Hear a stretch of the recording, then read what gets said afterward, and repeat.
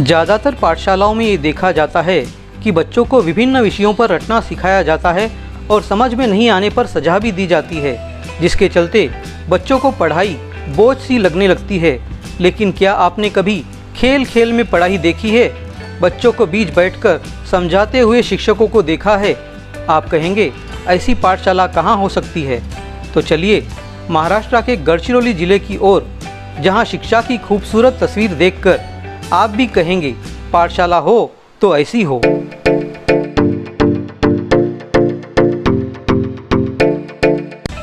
कहते हैं बच्चे देश का भविष्य होते हैं और उन्हें सही दिशा में ले जाने का काम करती है अच्छी शिक्षा।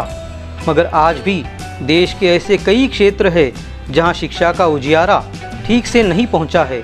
लेकिन सच्ची लगन हो और स्पष्ट लक्ष्य हो तो कुछ भी असंभव नहीं है। और इसी बात को साबित किया है उस गढ़चिरौली जिले के एक जुझारू अधिकारी ने, जहां के इलाके को माओवाद से प्रभावित पिछड़ा हुआ जिला कहा जाता है। आदिवासी बहुल इस गढ़चिरौली जिले में बच्चों को यहाँ की भाषा ठीक से समझ नहीं आने के चलते उनके लिए शिक्षा की डगर काफ़ी कठिन थी।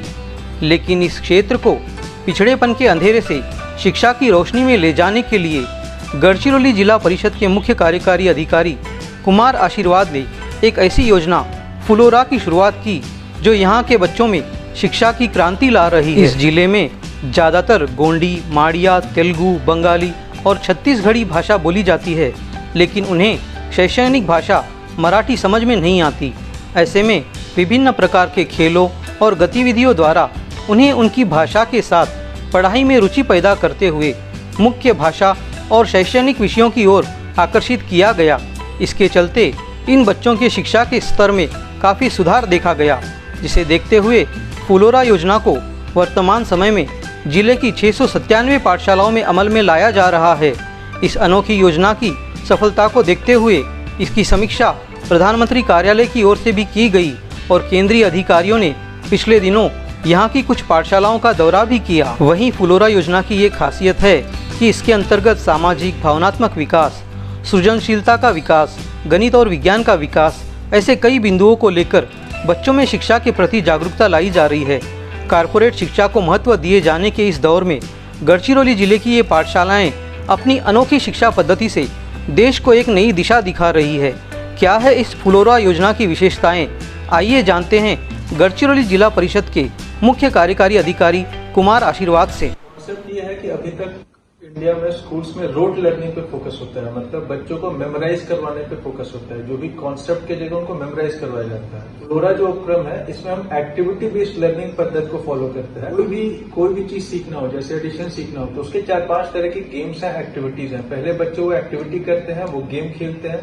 उसके बाद वो स्पेशली डिजाइन फुलोरा वर्कबुक है, उस पर वो सवाल सॉल्व करते हैं और अंत में वो अपने नॉर्मल क्लासरूम के जो टेक्स्ट बुक है उस पे ये सवाल सॉल्व करते हैं। कहने का मतलब है कि ग्रेजुअल अप्रोच है, धीरे धीरे एक्टिविटी के थ्रू, गेम्स के थ्रू हम बच्चे को बुक तक ले जाते हैं। अभी फुलोरा जो उपक्रम है 680 स्कूलों में चल रहा है। इसमें 32,000 विद्यार्थी और 2,000 टीचर समाविष्ट हो चुके हैं। दिसंबर एंड तक हमारे पास जिला परिषद में सारे 1,512 स्कूल इसमें समाविष्ट होंगे। 60,000 बच्चों को इसका लाभ मिलेगा और 4,500 टीचर जिला परिषद के इसमें समाविष्ट होंगे। यहाँ तक बात है उन बच्चों की जिनकी भाषा अलग है, जैसे हमारे गोंडी भाषी के बच्चे, छत्तीसगढ़ी भाषी के बच्चे हैं, तेलुगु बच्चे हैं, बंगाली बच्चे हैं, माड़िया बच्चे हैं।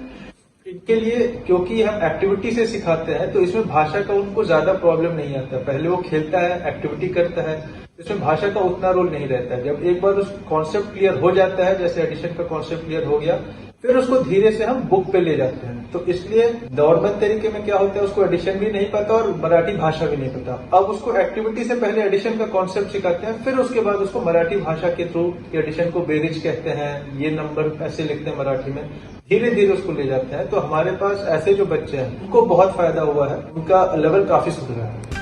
सर्वांगीण विकास के मामले में गढ़चिरौली जिले को भले ही पिछड़ा हुआ माना जाता है, लेकिन फुलोरा जैसी योजना इस जिले की तस्वीर जरूर बदल सकती है। वर्ष 2020 में शुरू हुई इस योजना के अंतर्गत पहले चरण में 336 पाठशालाओं को, दूसरे चरण में 343 पाठशालाओं को चुना गया और आने वाले दिनों में 1000 पाठशालाओं में इस योजना को अमल में लाने का लक्ष्य रखा गया है। बोली भाषा और अन्य मुश्किलों के चलते पहले पढ़ाई से दूर रहने वाले बच्चे अब फ्लोरा योजना की शिक्षा पद्धति के चलते शिक्षा का नया अध्याय लिखने जा रहे हैं, जिसमें इन पाठशालाओं के शिक्षक भी अहम भूमिका निभा रहे हैं। नमस्कार, मेरा नाम सौभाग्य सुनील शिवनकर है। मैं जिला परिषद उच्च प्राथमिक शाला दिबना की प्रधानाध्यापिका हूँ। माननीय कुमार आशीर्वाद साहब, जिनको हम फ्लोरा के जनक कहते हैं और जिन्होंने फ्लोरा खुद का ड्रीम प्रोजेक्ट मानकर हमारे गढ़चिरौली जिले में लाया है, ताकि हमारे बच्चे अच्छी तरह से पढ़ सके, समझ सके और आगे जा सके। जो बच्चे हमारे पढ़ाई से कोसों दूर जा चुके थे, उनको खेल खेल में या आनंदमय वातावरण में उनको पढ़ाना चाहिए। तो किस तरह से उसका एक सुनियोजित उन्होंने एक जिसे हम कहेंगे नियोजन करके नियोजनबद्ध उपक्रम उन्होंने लाया है, जिसका नाम फ्लोरा है। तो सचमुच इस फ्लोरा उपक्रम से जो बच्चों को कुछ समझता नहीं था, जो बेसिक उनको ज्ञान नहीं पता था, वो सब भाषा, सबसे पहली बात कि उन्होंने इस उपक्रम में भाषा, गणित और अंग्रेजी पर जोर दिया है। फिलहाल हमारे इस उपक्रम में भाषा और गणित का अध्यापन शुरू है। इस उपक्रम का तरीका यह है कि बच्चों को खेल खेल से कई तरह के शैक्षणिक साहित्य देकर उनको लगना नहीं चाहिए कि वो खेल खेल में गणित सीख रहे हैं, खेल खेल में भाषा सीख रहे हैं। गाने पढ़कर या जो नोट है, नोट गिनकर या कुछ चीजें गिनकर, इस तरह से कई तरह के चित्र देखकर वो भाषा और गणित के यानी ज्ञान प्राप्त कर रहे हैं और उनका अध्यापन चल रहा है। मुझे इस बात की खुशी है कि फ्लोरा उपक्रम के नियोजन को हमारे स्कूल में काफी अच्छी तरह से उसका प्रयोग शुरू है। हमारे शिक्षक काफी मेहनत कर रहे हैं, उसमें हमें सब वरिष्ठ अधिकारी भी सहकार्य दे रहे हैं और हमारे बच्चों की प्रगति दिन दूनी और रात चौगुनी हो रही है। इस बात का मुझे बहुत ही अभिमान है। मेरा नाम काजल गौतम बनीक है। मैं पहले नोटों से खेलती थी, पर अब मैं नोटों से पेरिज करने लगी हूँ।